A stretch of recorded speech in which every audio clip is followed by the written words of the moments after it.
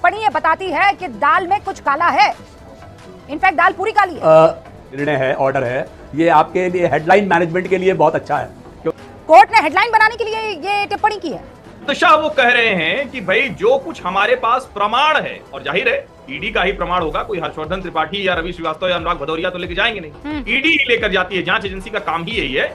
उन प्रमाणों के आधार पर अरविंद केजरीवाल सीधे सीधे इसमें संलिप्त पाए जा रहे हैं।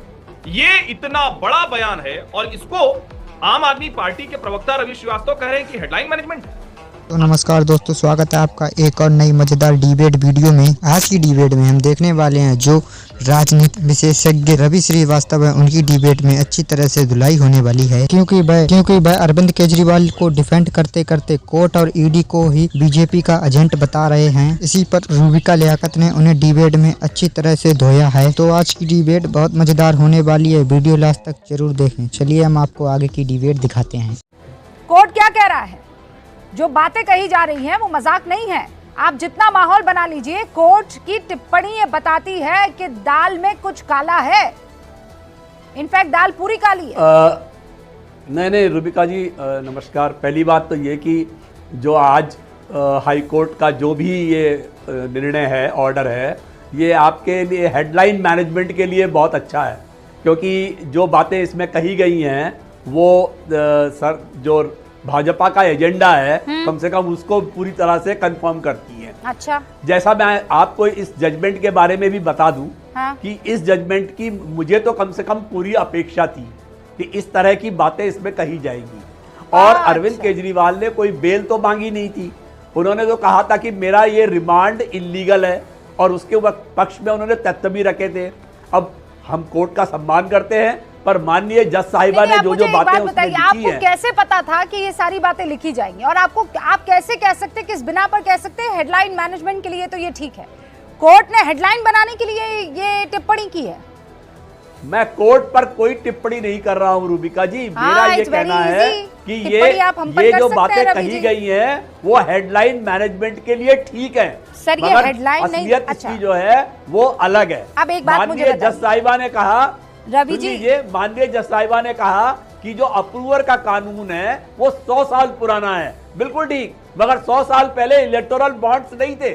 100 साल पहले कोई इलेक्टोरल बॉन्ड दे करके अप्रूवर नहीं बनता था, आज बनता है। अब जज साहब तो उन्होंने ये बात तो नहीं मानी है। उन्होंने कहा ये आप राजनीतिक कारणों से कह रहे हैं, मगर सच्चाई यही है कि शरद चंद्र रेड्डी हो, चाहे सी अरविंद हो, चाहे मगुंटा रेड्डी हो, वो आज भाजपा के मगुंटा रेड्डी उम्मीदवार। तो झूठों की पार्टी है रूबिका जी, और आज तो बिल्कुल स्पष्ट हो गया कि ये घोटालेबाज और झूठों की पार्टी है।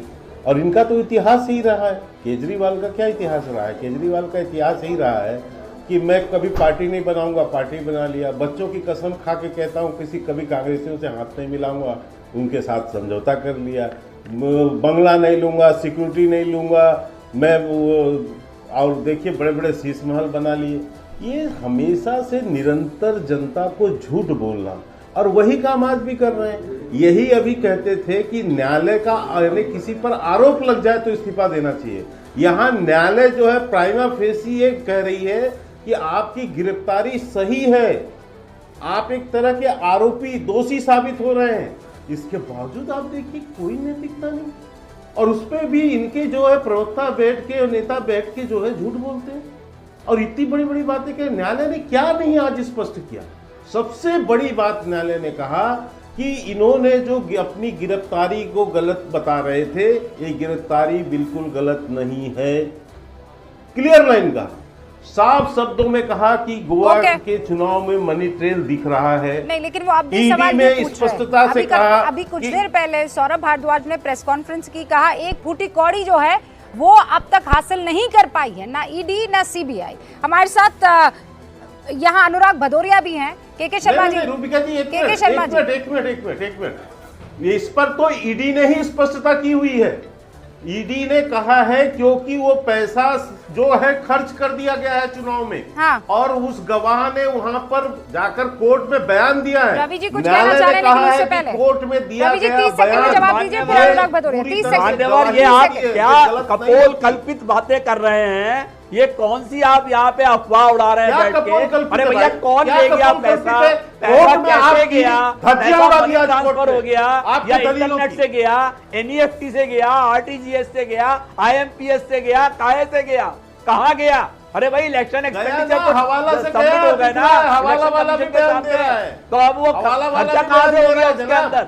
ये आप घर में बैठ करके कितने भी बना लीजिए रवि जी प्लीज चोरी ऊपर से सीना कैसे हो सकती है? ईडी के तथ्यों के मुताबिक केजरीवाल इस घोटाले की साजिश में शामिल हैं। किसी के घर पे मिला दिखाइए, ये किसी और ने नहीं कहा है। सुनिए पहले रवि जी मेरी बात सुनिए, घर पे मिला बताइए, मेरी बात सुनिए बताइए ना। रवि जी मेरी बात सुनिए, कोर्ट ने क्या कहा मैं शब्दशः पढ़ के सुना रही हूँ। ईडी के तथ्यों के मुताबिक केजरीवाल इस घोटाले की साजिश में शामिल है। ईडी के मुताबिक वो व्यक्तिगत और आप संयोजक दोनों के तौर पर शामिल थे। अरे तो ईडी और क्या काम करेगा? नहीं तो ईडी क्या काम करेगा? ईडी तो यही कहेगा मैडम, ये तो ट्रायल जब सबूत सामने आएंगे तो पता चलेगा कि ईडी झूठ बोल रहा था। तथ्यों के मुताबिक का मतलब क्या होता है? अरे मैडम तथ्य कहाँ है? तथ्य तो सामने लाइए ना। अरे तो ईडी के तथ्य वो आपको क्यों बताएंगे? वो तो कोर्ट को बताएंगे ना। कोर्ट ने कहा, हाई कोर्ट की तरफ से कहा ईडी के तथ्यों के मुताबिक अरविंद केजरीवाल इस घोटाले की साजिश में शामिल है। ये लाइन लिखने की क्या जरूरत है? आपका कहना है? अरे मेरा नहीं, कोर्ट का कहना है। कोर्ट ने जो ईडी ने कहा वो कोर्ट ने शब्दशः उसमें लिख दिया। अरे कैसे लिख दिया? नहीं माना अभी तक क्या कोर्ट का ट्रायल करेगा ना मैडम। सूझबूझ है कि नहीं है? कोर्ट ने कोई भी उसको कुछ भी बोलेगा वो लिख देगा। गजब करते हैं आप। ट्रायल विका जी मुझे लगता है कि जो न्यायालय ने कहा उसी से मुझे शुरू करना चाहिए। न्यायालय ने कहा कि राजनीति से न्याय नहीं होता है, अदालतें नहीं चलती हैं, कानून राजनीति से प्रभावित नहीं होता है।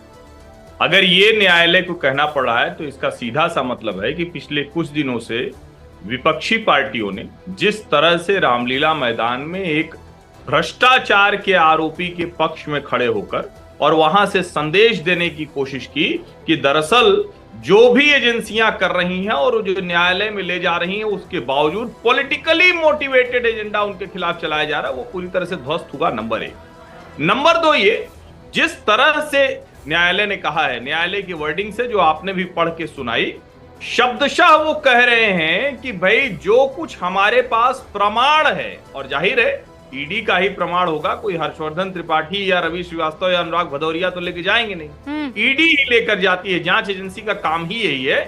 उन प्रमाणों के आधार पर अरविंद केजरीवाल सीधे सीधे इसमें संलिप्त पाए जा रहे हैं। ये इतना बड़ा बयान है और इसको आम आदमी पार्टी के प्रवक्ता रवि श्रीवास्तव कह रहे हैं कि हेडलाइन मैनेजमेंट है। अदालत के आदेश को हेडलाइन मैनेजमेंट बता रहे हैं।